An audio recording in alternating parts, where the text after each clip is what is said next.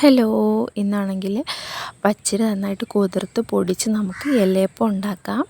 നാടൻ രീതിയിലുള്ള ഇലയപ്പമാണ് ഉണ്ടാക്കുന്നത്. അപ്പോൾ എങ്ങനെ ഉണ്ടാക്കുന്നത് ഒന്ന് നോക്കാം. നിങ്ങൾ എൻ്റെ ചാനൽ കാണുമ്പോൾ ഒന്ന് സബ്സ്ക്രൈബ് ചെയ്യുകയും ലൈക്ക് ചെയ്യുകയും കമൻറ്റ് ചെയ്യുകയൊക്കെ ചെയ്യണം. അപ്പോൾ നമുക്കൊരു സപ്പോർട്ടായിരിക്കും ഇങ്ങനെയൊക്കെ ചെയ്യാൻ വേണ്ടി. നന്നായിട്ട് കുതിർത്ത് വെച്ചിരിക്കുന്ന അരി പൊടിച്ച് നമുക്കൊന്ന് വറുത്തെടുക്കണം. തരിയൊക്കെ കളഞ്ഞ് അരിച്ചിട്ട് വേണം വറുക്കാൻ. അതിനുശേഷം ഉപ്പും വെള്ളവും ഒക്കെ ഒഴിച്ച് നമുക്കിത് കുഴച്ചെടുക്കാം. ചപ്പാത്തിയെക്കാട്ടിലും കുറച്ച് ലൂസായിട്ടുള്ള രീതിയിൽ, ഒരുപാട് ലൂസാവണ്ട, എന്നാലും ഇലയിൽ ഒട്ടിക്കാൻ പറ്റുന്ന രീതിയിൽ.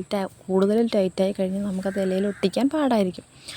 തേങ്ങയും ശർക്കരയൊക്കെ നമുക്ക് ആവശ്യത്തിനുള്ള രീതിയിൽ നമുക്ക് ചെയ്തു വെക്കാം.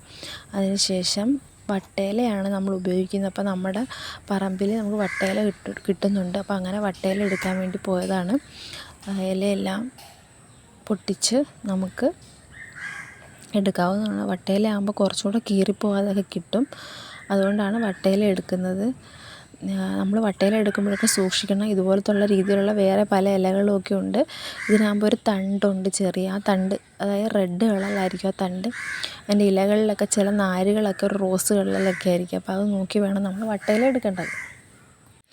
നിങ്ങളുടെ ആവശ്യത്തിനനുസരിച്ചുള്ള മധുരമൊക്കെ നമുക്ക് വെച്ച്, അവരവരുടെ ആവശ്യത്തിനുള്ള മധുരമൊക്കെ വെച്ച് നമുക്ക് തേങ്ങയും ശർക്കരയും ഒക്കെ ഉള്ളിൽ വെച്ച് നമുക്ക് നന്നായിട്ട് മടക്കി ഒട്ടിച്ചെടുക്കാം ഇലയപ്പം. എന്നിട്ട് ഇത് നമുക്ക് നന്നായിട്ട് ആവിയിൽ വേവിച്ചെടുക്കാം. ഇപ്പോൾ കുറേ വേവിച്ചെടുക്കുന്നുണ്ട്.